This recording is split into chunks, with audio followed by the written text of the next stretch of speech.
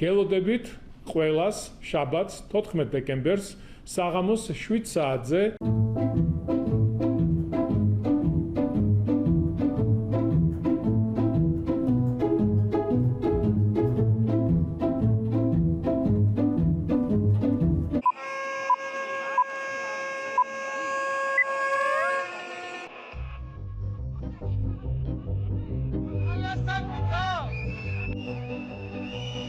რა ეგონათ, რა იფიქრეს, როგორც ააწყვეს, ისე დაშალეს. ახალგაზრდებზე ხალხში გამოჩენაც კი ვერ გაბედა, როგორც დამნაშავეებს ჩვევიათ, ისე მიიმალა. ამ ქვეყანაში ქართული ოცნება, რომ პრეზიდენტის არჩევას უფრო არასერიოზულად უდგება, ვიდრე საახალწლო ნაძვის ხის ანთებას, ეს გუშინ ყველამ კარგად დავინახეთ.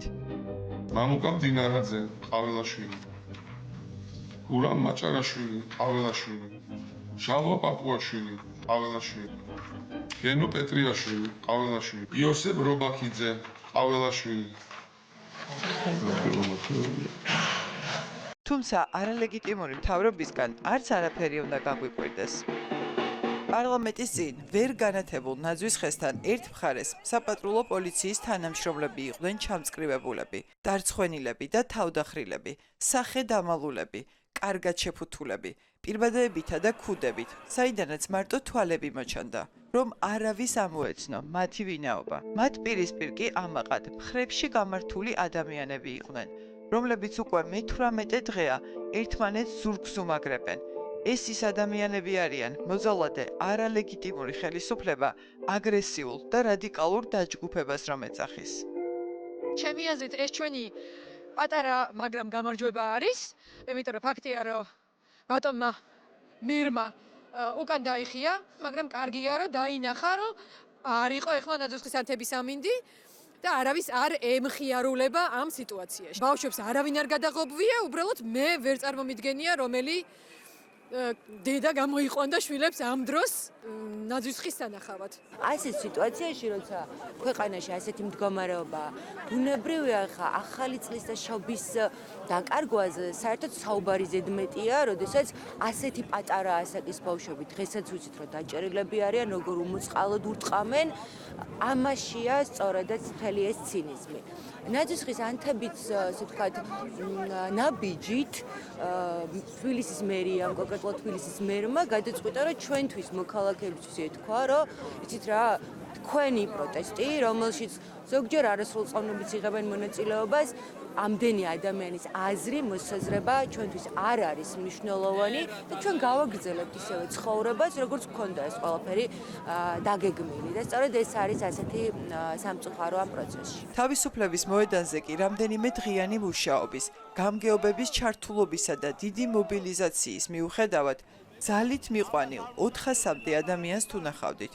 მათ რიგებში იყვნენ ზრდასრული ადამიანები, საჯარო ბაღის დირექტორები და მასწავლებლები, გამგეობის წევრები, დედები, მამები, ბებიები და ბაბუები და არა ბავშვები.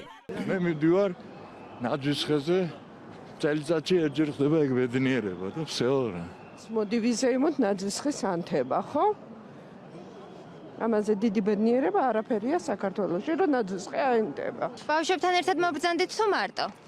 მე თვითონ გამოვიდი და მე მინდა რომ დავესწრო ამ დღესასწაულს ასე ვთქვათ, ნაძვის ხის გახსნას და რა პრობლემაა? ალბათ გადაუღია ყალას ანთება ნაძვის ხის. არ გადავრი რატო? აი არ ვიცი, ალბათ შეეშინდა. გამგებელს დავინახები და რა ვიცი. გამგებელმა გიხოთ თქვენს? ხო, აბა მიგოთხოვდა. ზეიმი არ შედგა, გაწმილებულ ქართული ოცნების წევრებს დაშლა და ძლივ შეგროვებული ხალხის სახლებში გაშვება მოუწიათ.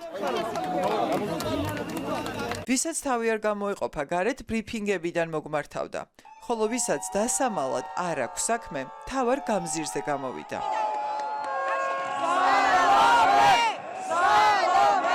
საქართველოს პრეზიდენტს საგანგებოდ მოწყობილ სცენაზე ასვლის საშუალება კი არა, მიკროფონიც კი არ მისცეს.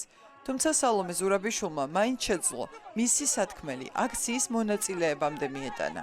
თურმე გადაიდო ამ საღამოს, ამ ნაძვის ხის ანთება, განათება.